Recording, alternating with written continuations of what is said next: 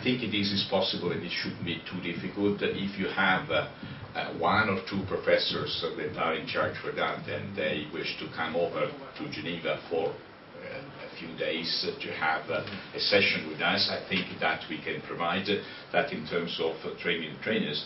But I think that probably the most valuable thing it would be to have a couple of persons that have been exposed with a certain level of engagement in the course and the discussion with us that can support you when we'll be back in Indonesia. Because that would be, but anyway, to summarize, the materials are available. The only thing is that is a responsibility of BSN, but they are all posted on the ISO website, on ISO-doc.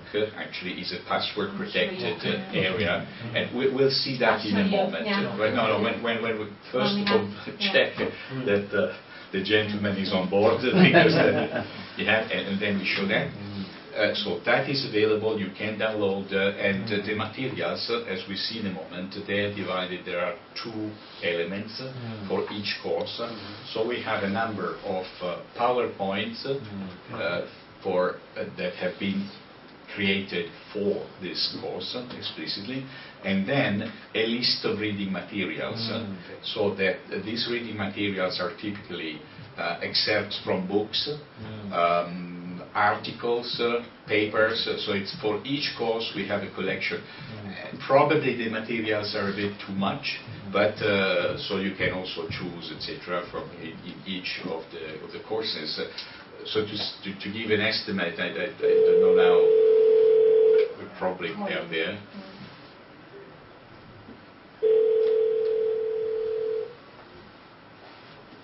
Hello? Hello. Oh, finally we've been able to get. So welcome. I will add to the meeting. Okay. Very good. So welcome on board. My name is Daniele Gerundino from ISO, and we have. Well, let me say your name quickly. Hi, I'm Nuno from Trisakti Pabatiar. He's gone? This is gone. You've been disconnected. Okay, so start again. But I think if he doesn't have it, But he is he? No, but it's gone. Okay.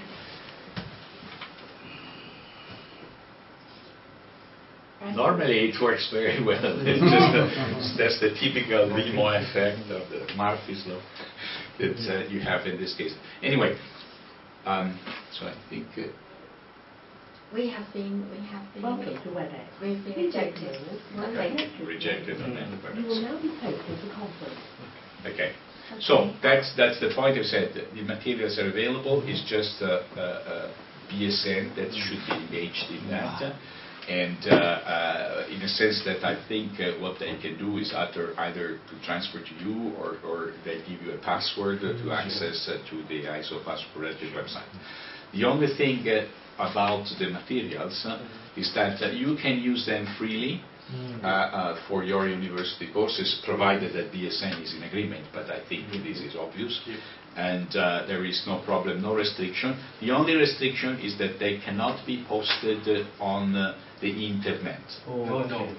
So you can even use it for a university intranet, as far as it is password protected from the open internet. The reason why is that there is not only the ISO parts, but there is a lot of copyrighted materials there from other authors and other parties, and it would be a nightmare to handle this right but if it is not exposed to the internet, there is no problem.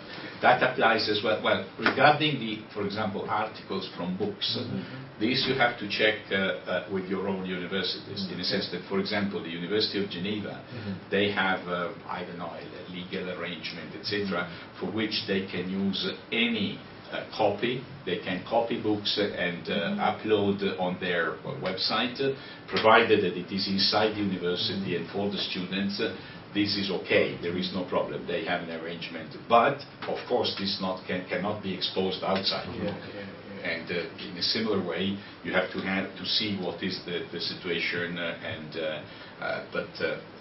so this is an element to be. In any case, the very important requirement is that should not be exposed on the internet. Okay. You can modify the license that we have given, and that you will see is on the website, gives you the right, the possibility to modify these materials. So if you want to adapt, to make your own materials out of that, you have the full freedom, but it's important for us, it's essential that you distinguish what is the original ISO and what is the Trisacchi part, or if it is a modified thing, that's Trisacchi, and you can say, you can acknowledge that this was developed on the basis of ISO material. But then, if you have, whenever it is modified, is your own, you can translate, of course, you can, it's your own stuff, and you have the freedom to do that. So what we have arranged is in a way that gives the maximum freedom to the university. The only requirement is that you clearly distinguish between what is the original ISO and what is derived materials that you have created. But then and of course, because we understand perfectly that in your situation you may wish to emphasize certain things or pick up others, the idea is that these materials function as a guidance, but then you can adapt or modify as you wish. So that's the second part. And for the training the trainers, as I mentioned, even to be very, very clear, we do not have in the framework of this program, like to say, funding or things that can support that. But what we can do is to provide a remote assistance. That's no problem, in the sense that if we have exchanges, you have doubts, there is my team that is available to provide explanation and clarifications, etc. B, as we said, probably the most important thing is that we were planning to have two persons from Indonesia. One is the gentleman, Mr. Bakhtiar. Maybe later you want to say something about, because he's a PhD student with Professor Knut Blind in Berlin. We are in very strict contact with Professor Blind. He's involved in the program here in Geneva. He's lecturing in that, has been a partner for the design and so on. So we were planning, we were, of course, if Mr. Bakhtiar is happy with that he could be also involved into this exchange and learning better about these things. He may come to Geneva a few times in the remaining period that he has to spend. And so in principle this could be a resource available for you when he's back in Indonesia, depending on how things go. And the other is Ike, who has been, he's following the master's program, so she will also be a resource that has a knowledge, and having passed through it in full, she has a knowledge about these things.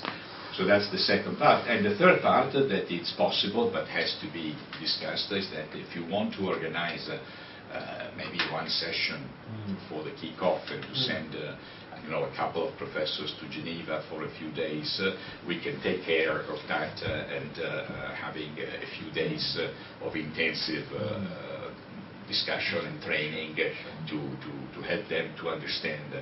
One thing that we are planning to do this year is not yet there, but because we had a number of interactions and people have requests in that sense, and we thought it was useful, but we didn't do at the first glance, is that we probably by the end of this year, you will have also a teacher's manual associated to the course. So that will provide a lot of additional information on how these courses and materials are structured, some of the ideas behind, and in addition, tests, examples of tests that we are using or have been used for the exams.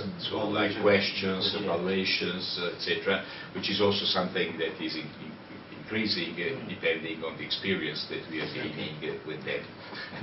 Because this year is the second year, and we are more or less halfway, and so then next year will be the third one, and we believe that with the next year, well, this year is already a lot more stabilized, I would say, but after, when the program enters into third edition, I think it would be fully stabilized. The first year was a bit of a pilot that we had run last year. And for the University of Geneva, the idea is that they have the idea is to maintain this limited to not more than 20 students for this masters, to keep the quality, the requirements, etc., etc. So, for example, last year we had about more than 70 applications, and only 16 students were selected. So this is well clarified, is on the basis of the results. They need to have a bachelor with certain grades, and then it is the GMAT or GRE scores that are used as a criteria for selection of the students. So that is the way it is. And it is open. That's also another possibility, in the sense that the master's program from Geneva is an international master's, and it is open to students from all over the world. It's not just for the students here. In fact, our class is a little bit like an ISO group, because we have students from China, from India, from Indonesia, from Russia, a few from Switzerland. It's quite an interesting mix. I think the maximum is Russians. It's probably 4 Russians we have, so that they have a certain hearsay. But it's very, very much vast.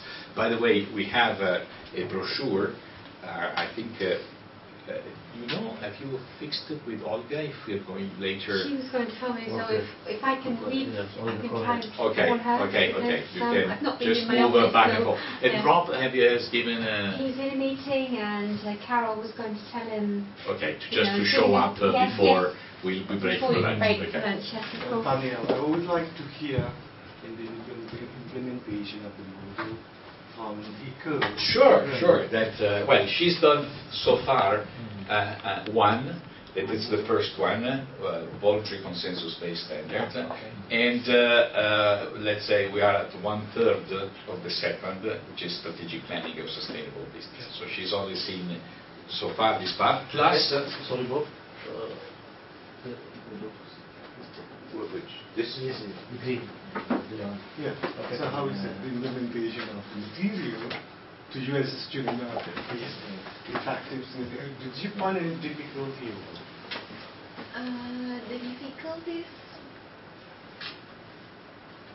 I think it's more interesting because Professor Gerendino provided very details, as I'm in the DSM only know very basic, like the nutshell of what is standardization. But in our course, in the voluntary consensus-based standard, you deeply examine what is standardization in the voluntary base, because as you see in my master programs, there is a lot of type of standard, and what Professor Gerendino provided is the voluntary consensus-based standard. Yeah, and difficulties. It is difficult maybe because for most of them it's quite something new, something. Is it related to language or to the construction of the material? I think maybe for me it's for the language. Yeah, but if you have to translate it away, I think it will be fine. And yeah, and also as for it's related to what is in practical of standardization, and except for the language, I think it's very useful for what is knowledge about the voluntary consensus standard and how it is different from any other type of standard. And I think people should take good note of that, because if it is not, you will mix it and it's become confusing if you can differentiate whether there is the voluntary and which is the not voluntary, something like that. So this is very important because we are going to implement the well, the point that I would like to